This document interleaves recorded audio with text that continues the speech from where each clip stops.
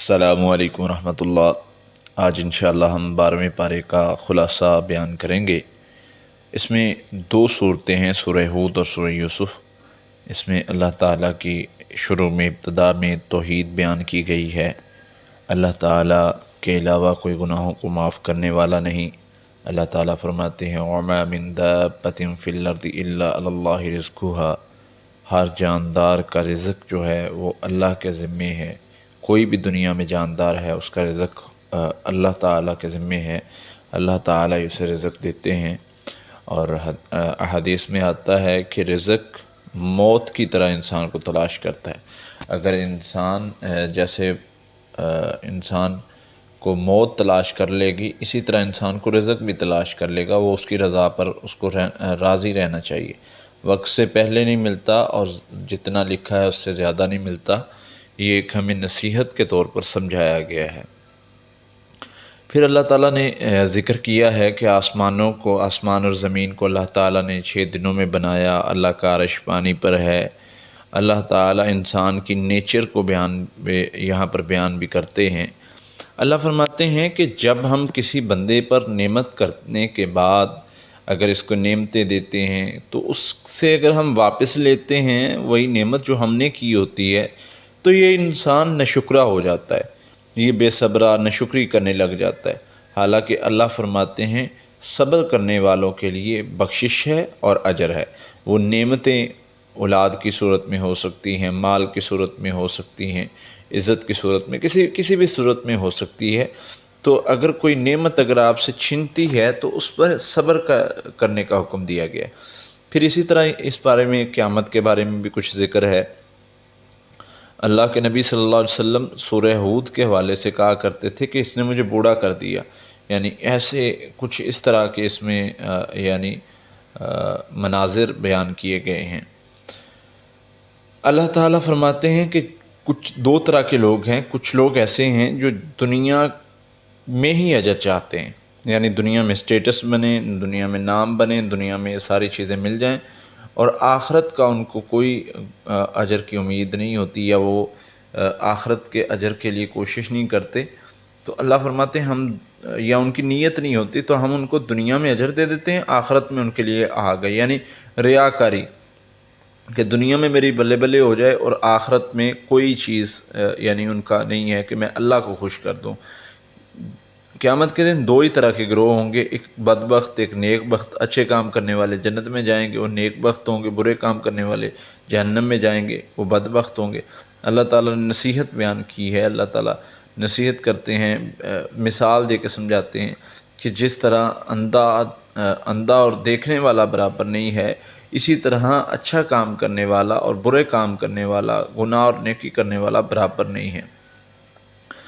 پھر اللہ تعالیٰ نے ایک اور چیز سمجھائی ہے کہ گناہ کو مٹا دیا کرو۔ حدیث میں آتا ہے نبی صلی اللہ علیہ وسلم نے فرمایا گناہ کے پیچھے نیکی لگا دو، نیکی اس کو مٹا دے گی۔ جیسے ادھر قرآن پاک میں 114 نمبر آیت میں بھی اللہ تعالیٰ فرماتے ہیں ان الحسنات یذہبن السیئات، بے شک نیکیاں جو ہیں وہ گناہوں کو مٹا دیتی ہیں۔ آگے چل کے انبیاء کا ذکر ہے، 6 انبیاء کا ذکر ہے، جن میں سے 6 قوموں کا ذکر ہے جن پر اللہ تعالیٰ کی طرف سے عذاب آیا۔ ان میں سب سے پہلے نمبر پہ حضرت نوح علیہ السلام کی قوم کا ذکر ہے۔ حضرت نوح علیہ السلام کی قوم ایمان نہ لائی، مگر چند لوگوں کے علاوہ اللہ تعالیٰ نے انہیں، جو لوگ ایمان لائے تھے، ان کو جو ہے وہ کشتی میں سوار کروا دیا۔ حضرت نوح علیہ السلام کو کہا کہ کشتی میں سوار ہو جائیں، اور باقی سب کو غرق کر دیا۔ پھر اسی طرح یہ 50 سے 60 نمبر آیات تک حضرت ہود علیہ السلام کی قوم کا ذکر ہے، قوم عاد کا۔ ان میں سے بھی وہ بھی ایمان نہیں لائے، انہوں نے مذاق اڑایا، ایمان نہیں لائے، مگر چند کچھ لوگ، ان کے علاوہ سب کو اللہ تعالیٰ نے تیز آندھی کے ذریعے ہلاک کر دیا۔ پھر اسی طرح حضرت صالح کا ذکر ہے۔ حضرت صالح علیہ السلام نے قوم سمود کی طرف آئے، ان کو دعوت دی، انہوں نے مذاق اڑایا، اللہ کی نشانی مانگی۔ اللہ تعالیٰ نے اونٹنی کو نشانی کے طور پر بھیجا، انہوں نے اونٹنی کو مار دیا۔ جس کی وجہ سے اللہ تعالیٰ نے ان پر عذاب بھیجا، زلزلے نے آن پکڑا ان کو۔ پھر اسی طرح قوم لوط کے بارے میں آتا ہے، آگے قوم لوط کا ذکر ہے کہ قوم لوط یعنی لڑکے لڑکے کے ساتھ بدفعلی کرتے تھے، گناہ کرتے تھے، تو اللہ تعالیٰ نے اس سے منع فرمایا۔ حضرت لوط علیہ السلام نے ان کو سمجھایا کہ تمہارے لیے عورتیں پیدا کی گئی ہیں، تم عورتوں کی طرف جاؤ، تو انہوں نے جو ہے وہ کہا کہ نہیں، ہم مردوں کے ساتھ ہی مرد ملیں گے، جس کی وجہ سے اللہ تعالیٰ نے، اللہ کو غصہ آیا، اللہ نے فرشتے بھیجے آزمائش کے لیے مہمان کے طور پر حضرت لوط علیہ السلام کے پاس، لیکن وہ نوجوانوں کی صورت میں آئے تھے۔ انہوں نے جو ہے قوم نے ان مہمانوں کا بھی خیال نہ کیا اور ان کے پیچھے بھی پڑ گئے۔ حضرت لوط علیہ السلام پریشان تھے کہ اب میں کیا کروں، لیکن اللہ تعالیٰ نے فرمایا پریشان نہ ہو، یہ میرے فرشتے ہیں، تم نکل جاؤ اس بستی سے، اب ان کا حال دیکھو کیا ہوتا ہے۔ اللہ تعالیٰ نے بستی کو اٹھایا اور الٹا کر کے زمین پر مارا اور ان پر پتھروں کی بارش کی۔ پھر اسی طرح حضرت شعیب علیہ السلام کی قوم کا واقعہ ہے، ناپ تول میں کمی کرتے تھے۔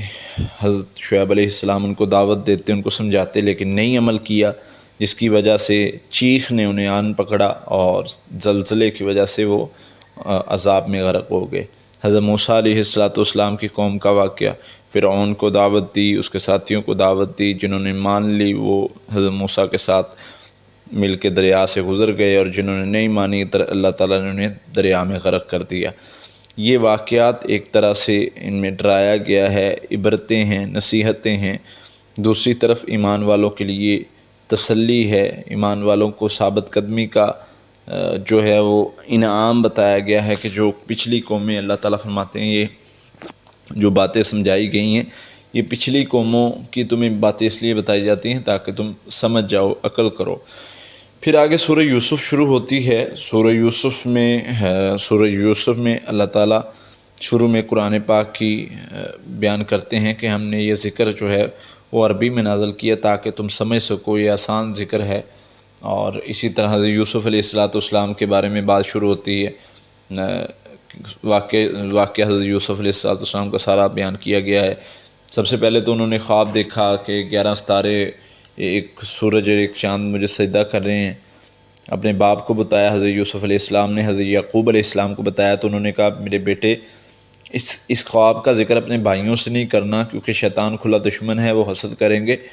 تو اللہ تعالیٰ نے تجھے نعمتوں سے نوازا ہے، اللہ تعالیٰ تجھے چن لے گا، اللہ تعالیٰ تجھے نعمتوں سے نوازے گا۔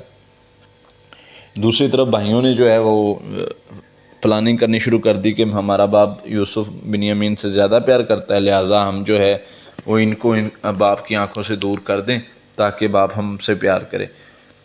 کچھ نے کہا قتل کر دیں، کچھ نے کہا نہیں قتل نہیں کرنا، ان کو کنویں میں ڈال دیتے ہیں۔ حضرت یوسف علیہ السلام کو لے کے گئے، کھیلنے کے بہانے باپ سے اجازت لی، لے جا کر کنویں میں ڈال آئے، اور کنویں میں ڈال کے واپس آ گئے، اور باپ کو آ کر کہا حضرت یعقوب علیہ السلام کو کہ اس کو ہم کھیلنے میں مصروف تھے، ہمارے بھائی کو بھیڑیا کھا گیا، اور اس کی قمیض کے ساتھ، حضرت یوسف علیہ السلام کی قمیض کے ساتھ جھوٹا خون لگا کے لے آئے کسی جانور کا۔ حضرت یعقوب علیہ السلام نے کہا کہ میں تمہارے مکر کو جانتا ہوں، لیکن میں اللہ پر چھوڑتا ہوں، واللہ مستعان، میرا اللہ جو ہے وہ میرا مددگار ہوگا، میں اسی سے مدد طلب کرتا ہوں۔ اسی طرح حضرت یوسف علیہ السلام کو وہاں سے ایک قبیلے والوں نے اٹھایا اور اٹھا کر انہوں نے لے جا کر مصر میں فروخت کر دیا۔ عزیز مصر نے خرید لیا، اس نے اس کو اپنے گھر میں پرورش کی۔ پھر اگلا قصہ شروع ہوتا ہے کہ حضرت یوسف علیہ السلام کا جو سارا معاملہ الزام والا بنا، جب وہ نوجوان ہوئے، اس عزیز مصر کی بیوی نے جو ہے وہ اس کو اپنی طرف بہلانا چاہا۔ اس سے پہلے اللہ تعالیٰ ایک اور چیز بیان کرتے ہیں، جب تک حضرت یوسف علیہ السلام جوانی کو نہیں پہنچے تھے، اللہ تعالیٰ فرماتے ہیں ہم نیکی کرنے والوں کو اس طرح اجر دیتے ہیں، یعنی باپ کی نیکی، بیٹے کی نیکی کی وجہ سے اللہ تعالیٰ نے کہاں سے اٹھا کر تختوں پر بٹھا دیا، بادشاہتوں میں بٹھا دیا۔ پھر اسی طرح اس عورت کے بارے میں آتا ہے کہ اس نے گناہ کی دعوت دی، حضرت یوسف نے دعوت کو قبول نہ کیا، کہا معاذ اللہ، میں اللہ کی پناہ میں آتا ہوں تو حضرت یوسف علیہ السلام یہ کہہ کے بھاگ پڑے دروازے کی طرف، دروازے کھولتے گئے اور اس نے قمیض پیچھے سے پکڑا تھا کہ وہ روک سکے، اور حضرت یوسف کا قمیض پھٹ گیا۔ آگے دیکھتے ہیں کہ اس کا خاوند سامنے آ رہا ہے، اور اس نے اب خاوند کو دیکھا اور کہنے لگی کہ اس کی کیا سزا ہوگی جو تیری بیوی کی طرف غلط نظر سے دیکھے، مگر یہ اس کو کوڑے مارے جائیں، سخت سزا دی جائے، یا اس کو قید کر دیا جائے۔ یعنی پھر بھی اس نے قتل کرنے کا نہیں کہا، کوڑے مارے جائیں یا اس کو قید کر دیے جائیں، یعنی اس کی یہی سزا بنتی ہے کہ جو تیری بیوی کے دیکھے، یعنی اس نے الٹا الزام حضرت یوسف پر لگا دیا۔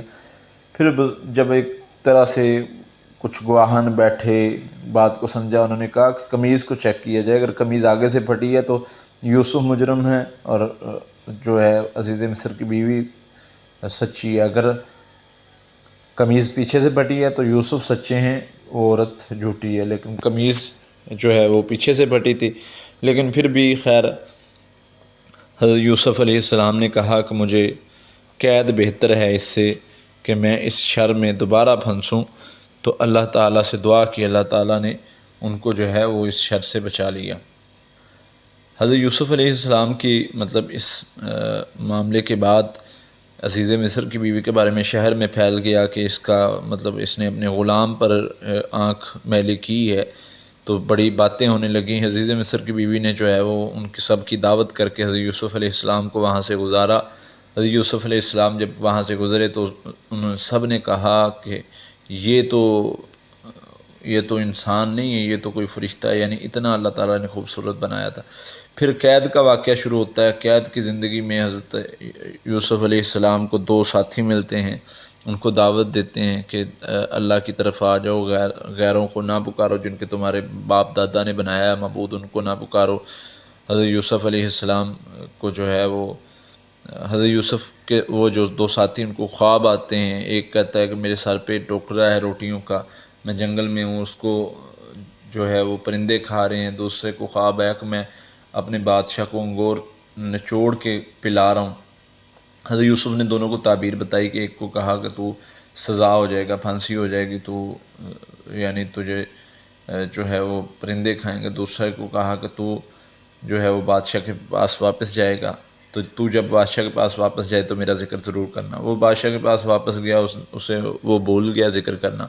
اب بادشاہ کو خواب آتا ہے کہ 7 موٹی گائیں 7 پتلی گائے کو کھا رہی ہیں، اور 7 جو ہے وہ اچھے اس نے دیکھے سٹے پھول، اور 7 جو ہے وہ کمزور دیکھے۔ تو اس نے اس کی تعبیر اپنے علماء سے پوچھی، کسی کو کوئی اس تعبیر کا نہیں پتہ چلا۔ اس بندے نے جو جیل سے گیا تھا، قید سے گیا تھا، حضرت یوسف کا ساتھی تھا، اس نے کہا میرے پاس ایک بندہ ہے، میں اس سے پوچھ کے آپ کو بتا دیتا ہوں۔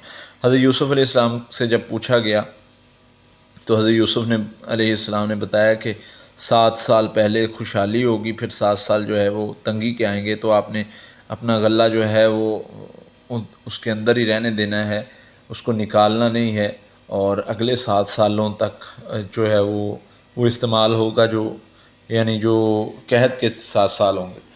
تو یہ بات جب بادشاہ کو پتہ چلی، بادشاہ نے کہا کہ اس بندے کو نکالو۔ جب نکالا گیا، یوسف علیہ السلام سے ساری بات پوچھی گئی، تو عزیز مصر کی بیوی نے دیکھا کہ اب معاملہ واضح ہو چکا ہے، تو اس نے اپنی غلطی بھی مان لی۔ حضرت یوسف علیہ السلام کو اب بادشاہ نے انعام کے طور پر جو ہے ایک وزیر بنا دیا، غلے کا وزیر بنا دیا۔ حضرت یوسف علیہ السلام نے کہا کہ میں حساب کتاب کا جانتا ہوں، تو مجھے یہ کام دے دو۔ اب حضرت یوسف علیہ السلام کے بھائی آتے ہیں یعنی غلہ لینے، کیونکہ قحط پڑ گیا تھا سارے، تو یہاں پر مصر میں جو ہے وہ غلہ تھا، تو یہاں پر لینے آتے ہیں۔ حضرت یوسف علیہ السلام پہچان لیتے ہیں اپنے بھائیوں کو۔